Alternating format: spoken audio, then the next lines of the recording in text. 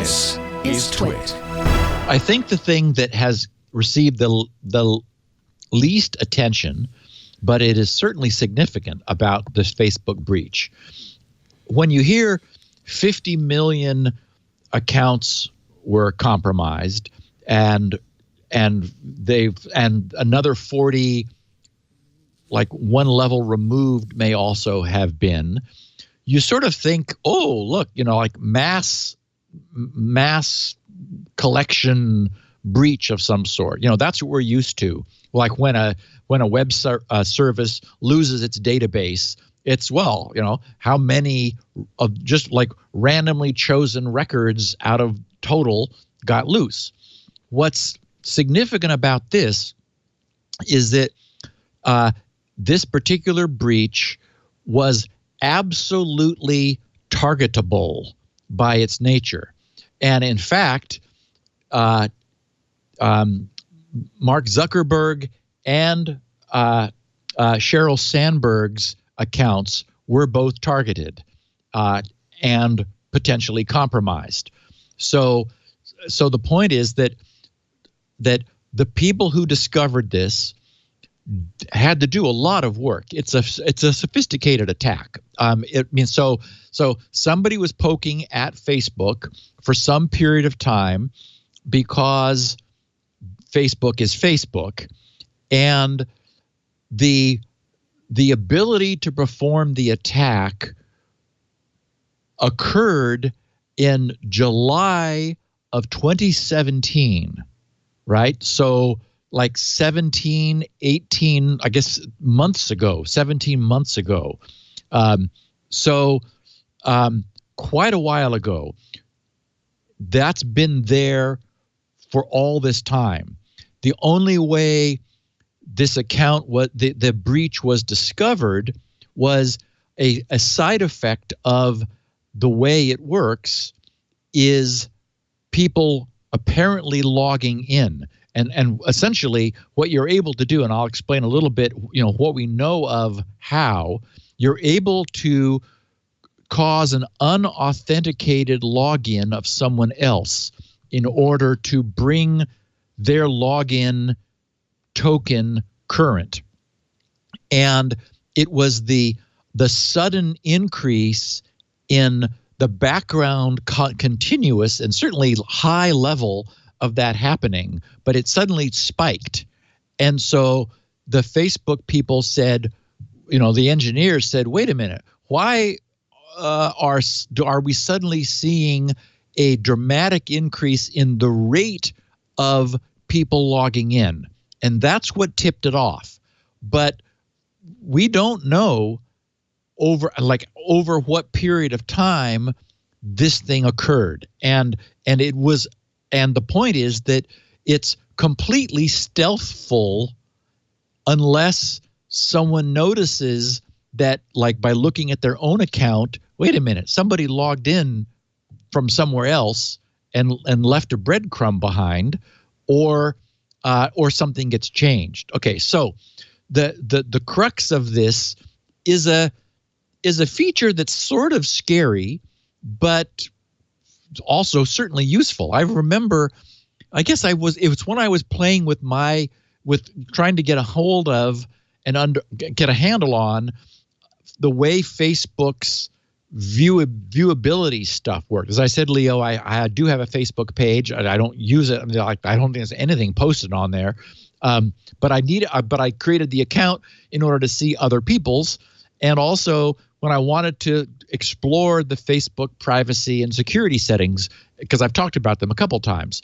And so certainly one of the things that is very useful, because in any environment where you want to curate who can see what, is you want to test that. You want to view your own page as if you were someone else.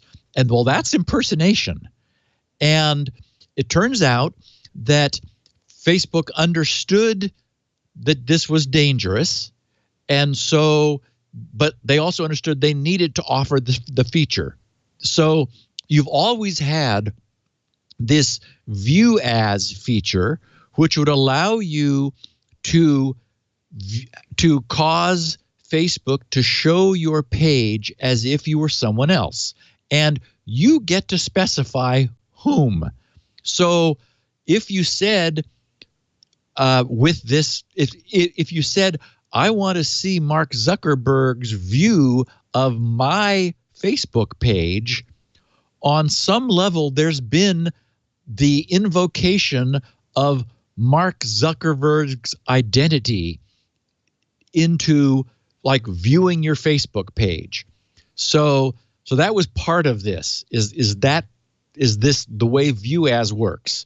Then it turns out that there's a video tool, a video upload capability, which allows you to send somebody like a birthday greeting, upload a video, and it's that tool which acquired a bug in July of 2017, which caused it to incorrectly manage the identity tokens that it was having to juggle in the authentication of different people, such that the bad guys were able to in a multi-factor attack to leverage View As and the mistake in this video upload tool in order to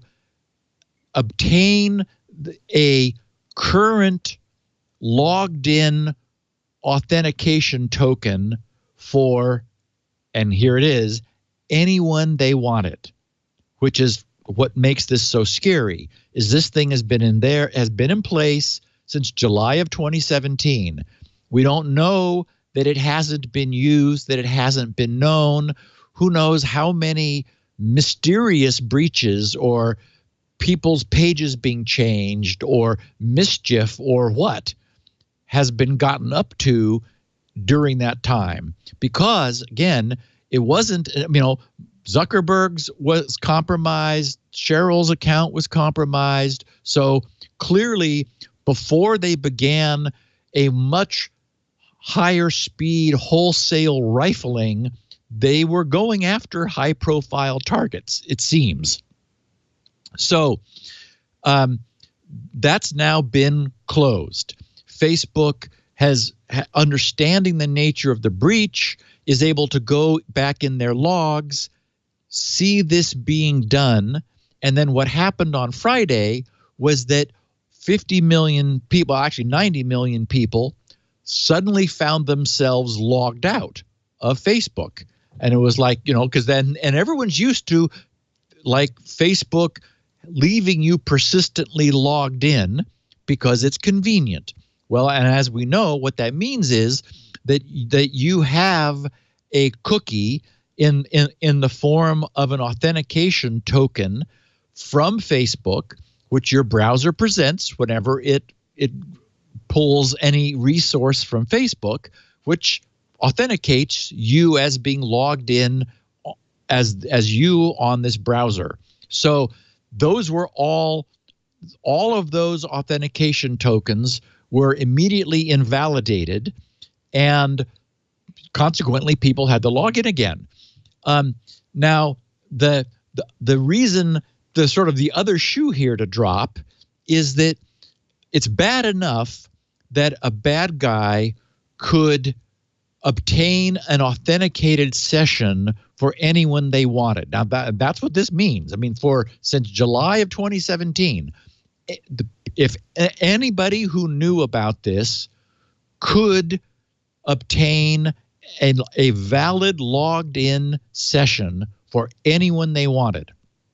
But what that means by extension is that the now, unfortunately, very popular login with Facebook can be abused, because it means that your browser contains a valid Facebook login token for anybody you have targeted, which means when you log in with your Facebook account, you're logging in with their Facebook account, meaning that you're able to log into any other third-party service that where they have an account recognized by Facebook.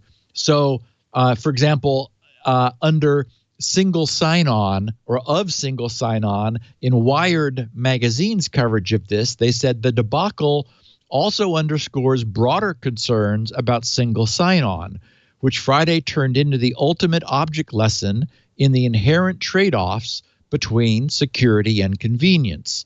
Ken White, the director of the Open Crypto Audit Project, said, single sign-on schemes are great, but the downside is if a single sign-on gets breached, you're hosed.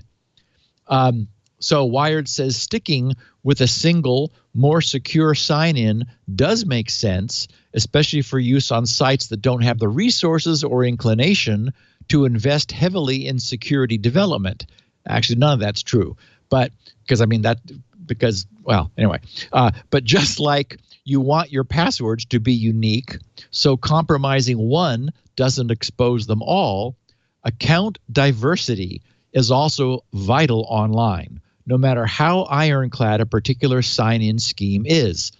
Then they said, quote, you don't want a situation where there's one breach and your entire online identity is gone, says the same guy, Ken White. So anyway, that's what happened.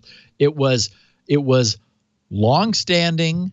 It was, and again, it's hard to do what Facebook is doing at the scale they're doing it. I would argue that view as is necessary and terrifying. I mean, it is inherently a horrifying from a implementer's security standpoint. I mean, it is a real pucker factor because boy, you really got to get it right. And it looks like largely they did, but in one place they missed something and someone found a little way to wedge themselves in and leverage something which is, and Facebook obviously is, as we all know, is really staggering at the moment under, you've deleted your you just said it, Leo, you've deleted your Facebook account. I mean, they've been staggering under all kinds of privacy issues as a consequence of being, 2 billion users? 2.5, and being being so popular. So I know I would argue against Zuckerberg, who said he called it a arms race. It's like, no. It's hard to get it right. I absolutely agree. And here I empathize with them that if you're going to have the ability to show different classes of users different views of your content, then you need to be able to audit that, which means you need to be able to say, what would so-and-so see of my page? And it's like, okay, scary. But it is actually a perfect example of, I already hate OAuth. I consider it a horrific kludge because as we know and we've talked about, users don't understand that when you log in with Google or log in with Facebook or log in with Twitter or whatever, the reason those services are happy to provide this referral service is they're tracking you. They're knowing everywhere you're logging in and adding it to their compilation of your profile, and you're giving, you're updating your information about them. And as we've just now seen, if that service suffers a breach anywhere you have used them, you're now subject to, they've extended the blast radius beyond their own perimeter to everywhere else. So anyway, it's one of the reasons why when I first told us all about Squirrel years ago, I said it's a two-party solution. It's secure, single factor. it's like the only reason you need multi-factor is none of them are secure enough. So you need lots of them in order to increase the security. If you have secure one factor, then it's all you need. And the beauty of it is it's just two-party. The problem with this login as is you're bringing in a third party, and here's an example of it going wrong. So anyway, that's what happened with Facebook. And again, I don't think I'm not saying, oh, this is a glaring problem. I mean, I would argue that the reason they're already in hot water, that has been Facebook's policy problems that have come home to roost. Here, this was a really obscure bug, and anybody can make a mistake. They did get it fixed quickly. And to our listeners, I would say take this opportunity to go use the Facebook tool, which they provide, of where have logins to your account occurred, from which devices and from which locations. Just make sure you recognize them all, because that's worth doing. And also, eliminate any applications that you've given permission to use your Facebook account that you're no longer using. As we've said, that kind of periodic audit can be a good thing to do. Mm-hmm.